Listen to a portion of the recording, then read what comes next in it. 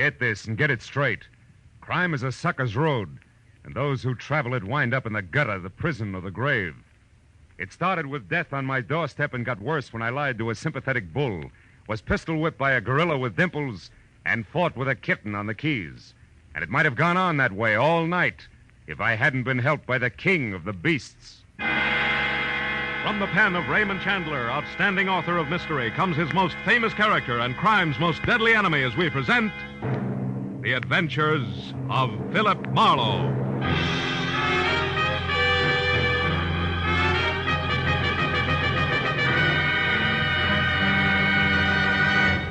Now, with Gerald Moore, starred as Philip Marlowe, we bring you tonight's exciting story, The August Lion.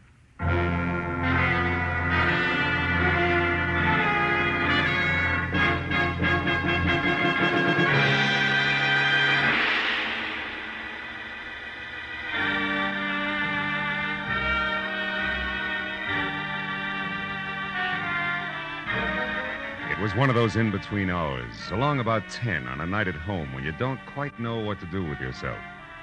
Then, all of a sudden, it's 11, and then 11:30, and you're in slippers and a robe and have done nothing, which is exactly where I was, except that I'd already decided on one, and only one, very dry martini, a quiet cigarette, and bed, when it came loud, insistent, and unwelcome. No improvement when I opened up. Saw less than 5 feet of excited cab driver jumping up and down. Mister, you Doc Marlowe? Yeah, I'm Doc Marlowe. That's right. Here he comes with a Doc. You better make room. Is the sofa there okay? I'll clear it off. Wait a minute, Jack. Who comes? Who? Okay, mister. Bring her on in. The Doc's here, all right. Hey, Doc, she's stiff. She's out like a light. Who? The babe. Who do you think? Sure too bad some people can't drink, huh, Doc? Yeah, it's real tough. Now tell me, do you... Hello, Phil. Judson Angel. I'm sorry to bust in on you this way. Is the sofa all right? No, it's stuffed with granite. Put her in the bedroom. Okay, will you take care of the driver, please? Yeah. How much, friend? Well, only 80 cents on the meter, Doc. A couple of bucks ought to cover it. Here. Good night. Good night, Diamond Jim. Well, Phil, I guess I'd better explain all this. Uh-huh. Here, I haven't seen you in 6 months, and when I do... Never mind the details, Judd boy. Let's talk about the problem. Who's the girl? Her name's Voss. Eileen Voss. She's kind of a stockbroker. Maybe speculator's a better term. You know, takes big chances with other people's money. I was in love with her, Phil, until tonight. When what happened? When I found out I was just one of many, it threw me, Phil. I really lost my temper. I swore I'd kill her on sight. Yeah, most guys do at a time like that, Judd. What's that got to do with her being drunk? And by the way, while we're talking, I'll put on some coffee, huh? No, don't, Phil. Why not? Because it can't help. She had a shot too many, all right, only this one's a bullet in her head. She's dead. Oh, fine. Now, Phil, listen, please. You've got to help me. I've got to find out who did it. Phil, it started a couple of hours ago when I found out she'd been playing me for a sucker. I went to her place the first time in a week, boiling mad. The door was open. Judson Angel's eyes never left my face as he told the story from the beginning. The girl's body on the couch when he walked in, a neat hole in the back of her head. The gun he knew she owned shoved under a pillow. Then in the next second, before he could even look in the other rooms, the arrival of the cabbie somebody'd called who thought Eileen was just another drunk who had to be shown the way to go home. How he seized on that as an opportunity to keep from being placed at the scene of the murder he had every reason to commit. How minutes after he was in the cab, he realized he was near my place. How to avoid suspicion, he said I was a doctor. Everything except why, specifically, he was so afraid of the police. I knew that was going to be next. Now, Phil, I suppose you want to know why I couldn't possibly call the police. Yeah, that's right. Why? Because I'd surely be booked and fingerprinted. And that'd ruin me.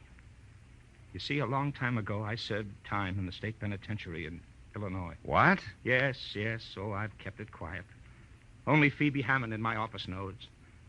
It was for forgery, Phil. It was under another name and way back when I didn't know the difference between clever business and crooked business. It's taken 10 years to work up my reputation as an accountant. So you see, if I get mixed up in this, it'll all come out and... Well, smash, lots of pieces, no more. Oh, you've got to help me, Phil. You've got to find the real killer before the police get to me. Please, Phil. I can't, Judd. There'd be smashing just as many little pieces for me, too, if I tried to pull anything like this on homicide. No, I'm sorry, Judd. I've got to report this body. But, Phil, look, what if you do report the body, but you say that you don't know anything about it, that you're going out to find what you can? What about that, Phil? Oh, please. Please, Phil. Okay. What's the girl's address? 91 Hollycrest Drive. 91 Hollycrest. Yeah, the door wasn't locked, Phil. Mm-hmm. Your phone number, Judd? Gladstone 3926. I won't move out of my 3926. place until I hear from you. Now, make sure you don't, Judd. Because if I can't find the real killer, I've got to tell what I know about you. You understand that, don't you?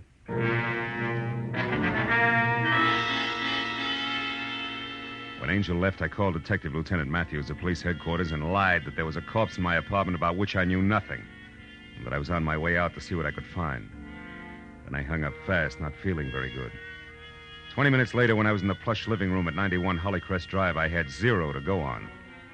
Until I got to the bedroom where, caught in the folds of lace at the bottom of a petticoated vanity, I found a piece of male jewelry that stood out against that backdrop like Argyle socks on a turtle. It was a gold tie clasp ornamented with the figure of a lion, a little more majestic than most. I dropped it into my pocket and then moved out into a long hall that led to the kitchen. I was about to start toward it when he spoke. Don't move, buddy. Like the voice, he was thick and soft, especially in the middle where he was girdled in double-breasted gray flannel. So I couldn't tell whether he was plus or minus a tie clasp. Also, he had no hair and a pair of deep dimples that danced when he talked. The gun in his hand didn't. Okay, turn around. Let's go back to the living room, buddy. I want to ask you a few questions.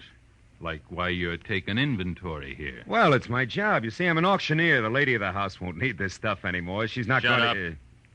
Now stop where you are, and don't turn around. Okay, where's the girl? Come on, where is she? Out. And only if you'll tell me why you want to know will I tell you where. You see, that way I come out even. Maybe. Lilene Voss owes me money, buddy, and I want it now before she's flat broke. Now, where is she? On her way to the morgue, like you don't know. What do you mean by that? I didn't kill her? Honest, Injun? Listen, get this straight. I came into this place just now for one reason only. To check on the Voss girl and make sure she wasn't on her way out of town, bag and baggage in hand, and my 50 grand. Now, don't forget that. I'll try not to. And don't move. Hello. No, she's not here. Judy? Yeah, it's me, honey. No, she's out. Yeah. Well, I'll tell you about it later at the club. Yeah. Right, Judy. So long. Now, where were we, buddy? In the middle of a big fat lie, your reason for being here. Oh, yeah. That's where we were. And you know, that's a good place to leave it. Buddy.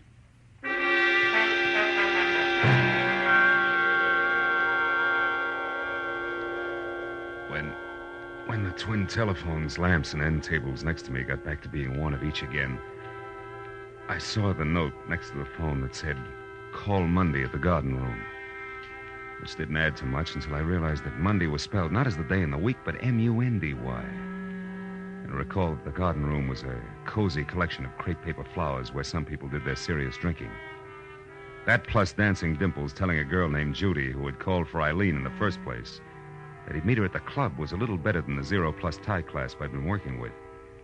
And a half hour later, that little became a lot, and things started to dovetail because a placard under glass in front of the garden room bragged about the glamour-puss pianist featured inside, whose name was first Judy, second Monday, not his day in the week. I blessed my good luck, exchanged smiles only with a head-check girl in the lobby, and found a table for one inside, not more than a half a dozen octaves away from Miss Monday's left hand. I'd ordered a drink and had a cigarette going before she paid any attention to me. I'll play anything you want. It's a rule of the house.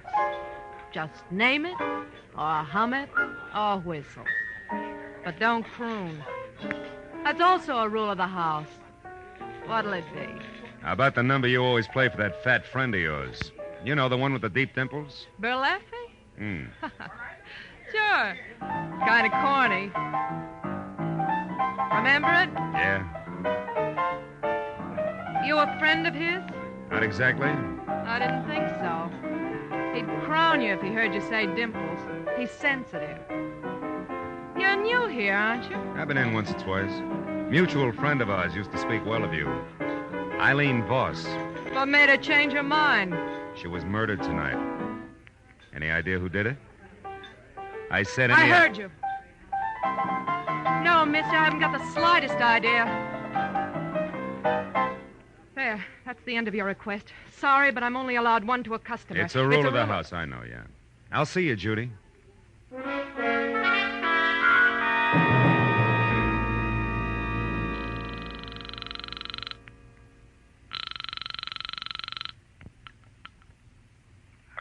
This is Marlowe, Angel. Oh, Phil. Where are you? What have you found out? In that order, I'm in a phone booth at a club called the Garden Room. What I found out so far won't impress Detective Lieutenant Matthews of the Homicide Squad at all when next we meet. But nothing in the apartment? No lead of any kind? I'm not sure, Judd. I ran into a round man with a sleek gun who piled me up and left before very much was said. But, Phil, the Garden Room, the girl there's a friend of Eileen's. Talk to her. Yeah, I already did, Judd. Got me the round man's name and no more. It was Berleffi. You mean anything? Yeah. A fat guy with dimples and no hair? That's right. He claimed Eileen had $50,000 that belonged to him. Yeah, that must be him then, Phil. Oh? Yes, he's a gray marketeer, comes from San Francisco. I've never seen him, but the girl in my office, Phoebe Hammond, can help us. Mm-hmm. She once did some auditing work for Berleffi when she found out how crooked he was. She told me about him. I'll call her and have her meet you there, Phil. All right, but look, I'll be at a corner table facing the door, and tell her to hurry, will you? I'll call you back later. Goodbye.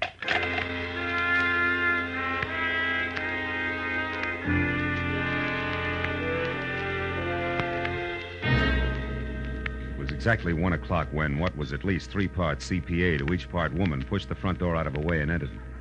At the top, there was close-cropped hair, streaked with some gray. No hat. At the bottom, dark brown stockings running into darker brown shoes. No heels. In between, severely tailored tweed, closed tight at the neckline. It took all of 15 efficient seconds to decide that I was her man. And less than that again to introduce herself, ask for a cigarette, and name her drink. When it was my turn to talk, I brought her up to date. Eileen Voss's murder included. It's too bad, Marlowe. Judd's a great guy. Yeah? It was only lunch today that he was knocking himself out, trying to figure what would be 4-0 for my birthday next week. Now this. Tell me, what can I do to help? Well, at the moment, Berleffi. All I know about him, Miss Hammond, aside from what I've told you, he said at Eileen's, is that he and Judy Mundy are a team. And Judy was a friend of Eileen's. How cozy. Isn't it? Well, it goes like this. Berleffi's front name is Steve, and he's out of San Francisco via Detroit and Chicago. And in each case, only a length of a subpoena ahead of the law. Oh? Back in the 30s, he was a mobster. The numbers game, protection racket, that kind of stuff. But after the war, he cashed in all his chips and went into a more or less legitimate business. With, of course, absolutely no change in tactics. Know what you mean. Now, look, can you tell me where he lives? No. But I'll bet my bottom dollar that the kitten on the keys here can. Only be careful. Berleffi has a reputation for shooting first and talking later. I only hope he isn't after Judd, too. You know, there might be some connection between them that goes back to the days when Judd was Francis Lyon and Berleffi Phoebe, was...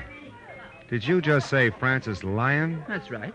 Lyon. Uh-huh. Judson Angel is the name he took when he came out here. Why? What does that mean? I don't know. Here, look at this tie clasp. Oh? The ornament. It's also a lion. I found it in the bedroom at Eileen's place, and yet Judd told me that he hadn't gone past the living room. But Marlowe, that doesn't prove that Judd lied. Why, it might not be his at all. Have you ever seen it before? No, I haven't. Besides, I never knew Judd to wear a tie clasp. Okay. Could belong to Berleffi. But it's still worth checking after we get Judd out of his apartment. Look, where's your place, Phoebe? Mulholland Drive, 361 North. 361. About a mile up into the hills. I'll let you do the trick. Honey, you go home and stay close to the fireside. I'll get a hold of Judd and tell him to get over there fast. And then maybe we can... Maybe we can what? What is it, Marlowe? Outside, Phoebe. It's a man coming this way. Berleffi? Worse. Goodbye, baby. I'll see you later at your place. I've been afraid of this all night. But who is it? What's his name? Detective Lieutenant Matthews. He's a police officer, Phoebe. First, last, and always. So long.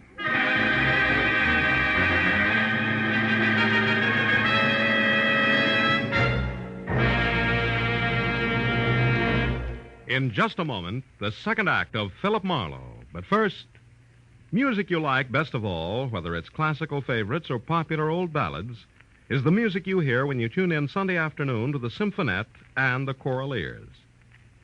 This Sunday, the Symphonette plays popular operatic pieces and has as guest Milton Kay, pianist, who will play the final movement from Rachmaninoff's Concerto No. 2 in C minor. The male choir and Lenny Stokes, featured baritone of the chorus, will bring you Pale Moon, The Wizard of Oz, Alice Blue Gown, Make Believe, and other favorites. Yes, it's the music you like when you tune in the Symphonette and the Choral Ears every Sunday over most of these same CBS stations. Now, with our star, Gerald Moore, we return to the second act of Philip Marlowe and tonight's story, The August Lion.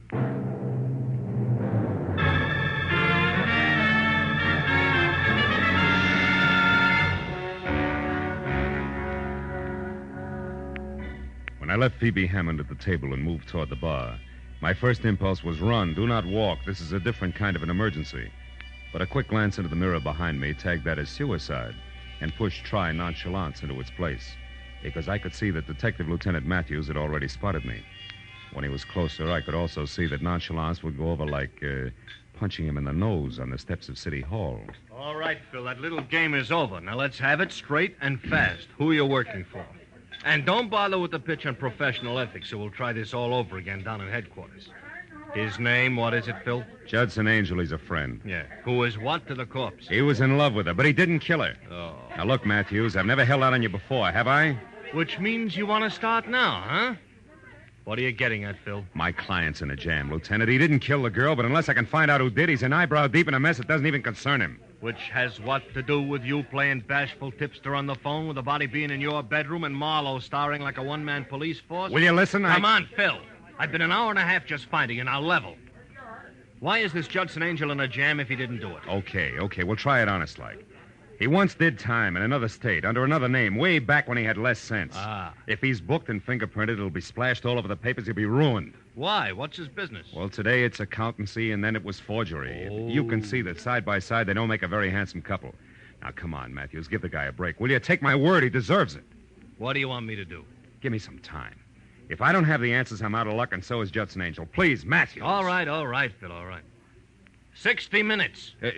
And if I don't hear from you by 10 after 2, we start all over again down in headquarters, your client included. I'll be waiting for your call, Phil. Good night.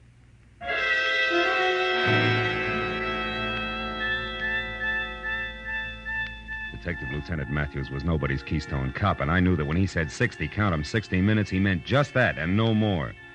So I found a nice and public phone booth at a gas station across the street, and while I kept one eye out for Berleffi and Associates, I dialed Judson Angel's number. But in the next second, when I was through to him, I knew that I could forget about Berleffi on my end. Phil, I'm in trouble here. Outside a man and woman. They're coming up the walk now. He's fat and gray flannel? Yes. She just pulled up in a cab, but he's been out there 20 minutes watching the place. Berleffi, listen, Judd, get out the back way. Get over to Phoebe's place. He's out the door now, Phil. He's kicking it in. Phil, get up here. 21 South Orange Lane. Judd, do as I say, will you? Get out. Get to Phoebe's place on Mulholland Drive. I'll see you there. Hurry. All right, Marlowe. All right. Marlowe, he's in. Judd! Put that phone down, Angel, or I'll kill you. Now.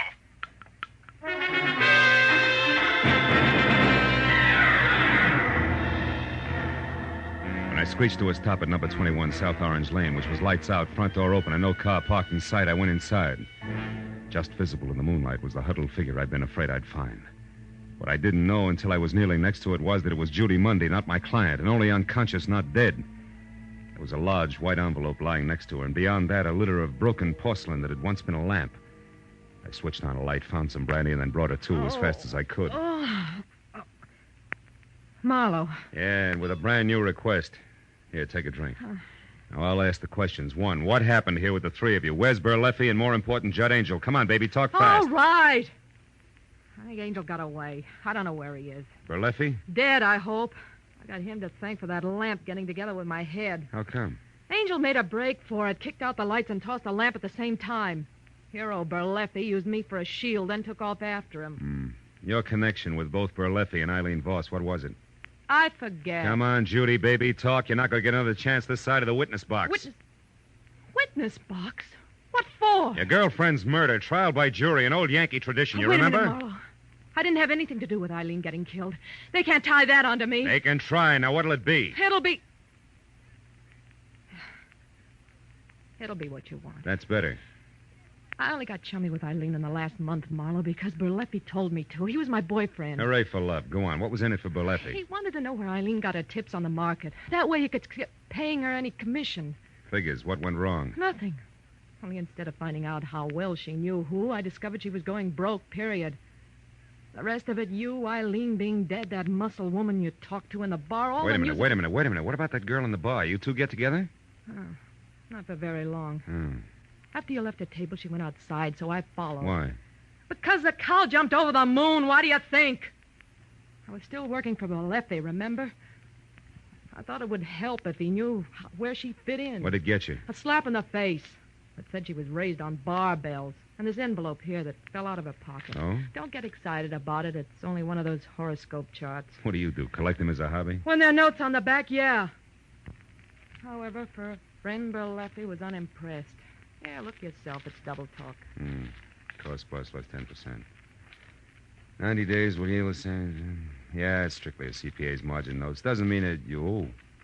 Marlowe, your mouth's open. What is it? You look dumb. Dumb I am and have been all night. Sweetheart, in your own clumsy way, you may have saved Judson Angel's life. What are you talking about, Marlowe? According to this horoscope, it's written in the stars. Maybe I'll make a good cop happy. Goodbye, sweets.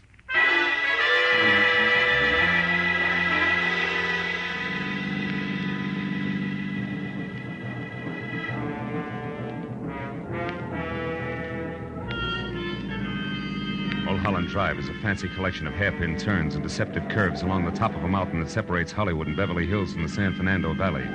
But when I was on it and burning up good rubber at each bend as I headed for number 361 North, gas pedal on the floor, driving conditions were the least of my worries. And it wasn't until I had parked away from the bungalow that perched on the edge of a cliff and was out of my car, 38 in hand and close to a half-open French window, that I breathed a long, long sigh of relief. Because then I could clearly see that Judson Angel was still alive. I swallowed the sigh fast when I could also see Angel's face. It said there was nothing permanent about his good health, because on the other side of the room, and only visible to me via a corner mirror, was the reason why. Holding on tight to a short, ugly revolver was the one the horoscope had said could be Eileen Voss's killer, the CPA known as Phoebe Hammond. While she talked, I moved around to where I'd be able to take aim in one straight line. About everything. I didn't want to kill Eileen in the first place. It was an accident. I don't believe you. Doesn't matter now. You see, I'd invested some money with her, Judd. Money that wasn't mine. When I found out she was going broke, I went up to see her and demanded it back. She laughed at me. I got mad. I hit her. She took out a gun and said she'd call the police if I didn't leave. I grabbed it away from her. Then I shot her. Then you were there when I came in? Yes. And when I saw you and that cab driver she'd called earlier take the body, I didn't know what to do. Until later, when I met with Marlowe on your behalf and learned all about Berleffi and the tie clasp he'd found. The tie clasp with the lion on it that you'd recognize as mine if Marlowe ever got the chance to show it to you. But he won't, Judd. I can't let him. Phoebe, you're crazy. You're crazy. You'll never get away with this. Oh, yes, I will, Judd. It'll be Berleffi they'll blame. He entered your room with a gun in his hand. I know. I saw him and that girl. Also, Judd, I'm the reason you got away from him. I rammed into his car when he started after you. It's too bad, Judd. Worse than that, Phoebe, it's a crying shame. Marlowe! Lights! The lights! Duck, Phil. She can see your silhouette. I can follow her footsteps. We're even. Phil, the terrace. She's trying to get away. There she is outside. She tripped Phil. The radio!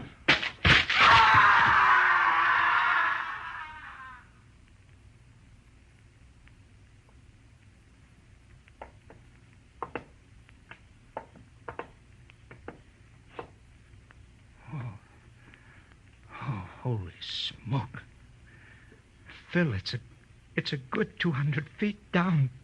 Just solid rock. Yeah. Come on away from it, Judd. Time we made a phone call.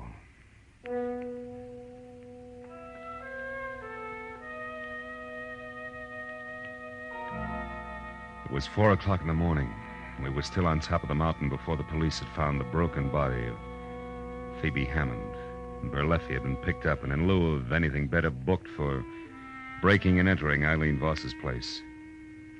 When the parade of law, press, and just curious who always show up at the scene of a murder had finally left, I'd made it just me and Judd and a cop named Matthews.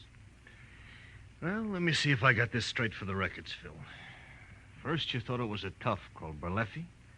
And second, you were afraid you'd been a sucker and it was really your client. And finally, you figured it had to be a woman who all the way looked like she was no more than along for the ride. Huh? What?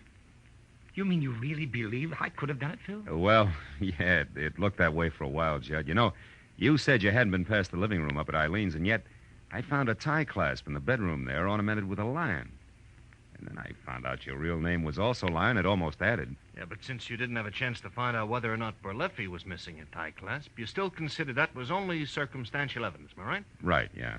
Till I ran into the switch, which was an envelope that had belonged to Phoebe Hammond. There was a horoscope chart inside. Which meant what? Well, it only meant that she went in for that stuff no more until I remembered her mentioning that her birthday was next week, which is early August. And that, no doubt, puts her under the sign of the Zodiac run by one Leo the Lion. Uh-huh. Yes. Yes, and the mannish tight-neck suit she always wore could have meant a shirt and tie underneath, minus clasp. Exactly, gentlemen. That's it. Now, me, Lieutenant, What? Look, when you get back down to headquarters and, you start the paperwork. Yeah. Do you have to mention a guy named Judson Angel? A guy named what? Judson Angel. Nothing. I was just thinking out loud. Yeah, that's a bad practice, Phil, It's kind of like only telling a policeman half of what you know can get you in trouble. Unless you're lucky. Oh, give you a lift, Mr. Mister. You already have. Thanks, Lieutenant. And Phil, Good night, Judd.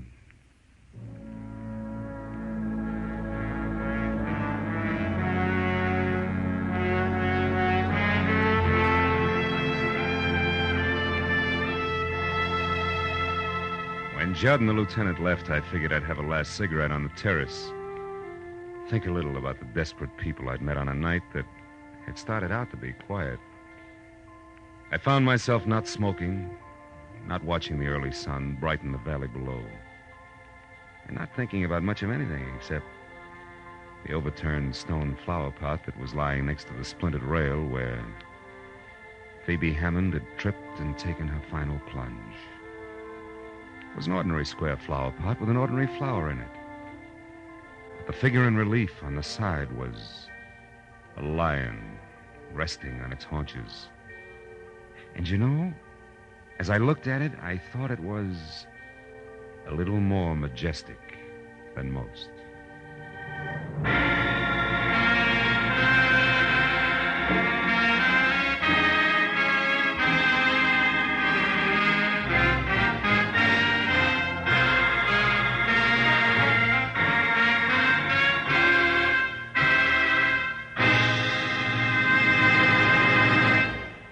The Adventures of Philip Marlowe, bringing you Raymond Chandler's most famous character and crime's most deadly enemy, starred Gerald Moore, and was directed tonight by Cliff Howell. Script is by Mel Donnelly, Robert Mitchell, and Gene Levitt. Featured in the cast were Gene Bates, D.J. Thompson, Wally Mayer, Barney Phillips, and Jerry Hausner. Lieutenant Detective Matthews is played by Larry Dotkin. The special music is written by Richard Durant. Be sure and be with us next week when Philip Marlowe says... It started with an Indian gift of a piece of pottery and led to a brown bear in moccasins, an archaeologist, much laughing water, and finally, death in an alley. But just to make matters worse, the Indian giver was a female, and 100% genuine, hot-blooded Apache.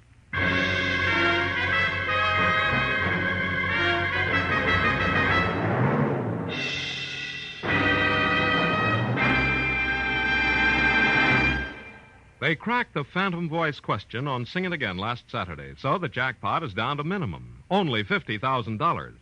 Although, looking at it optimistically, $50,000 is still the largest jackpot in radio. You get other nice prizes just for solving those gay little riddle songs, and it's one of the most entertaining hours you'll find all week. So if you like fun and riddles and good tunes, even if you don't care about $50,000, here's Sing It Again tonight on most of these same CBS stations. This is Joe Walter speaking. Stay tuned now for Gangbusters, which follows immediately over most of these same stations. This is CBS, the Columbia Broadcasting System.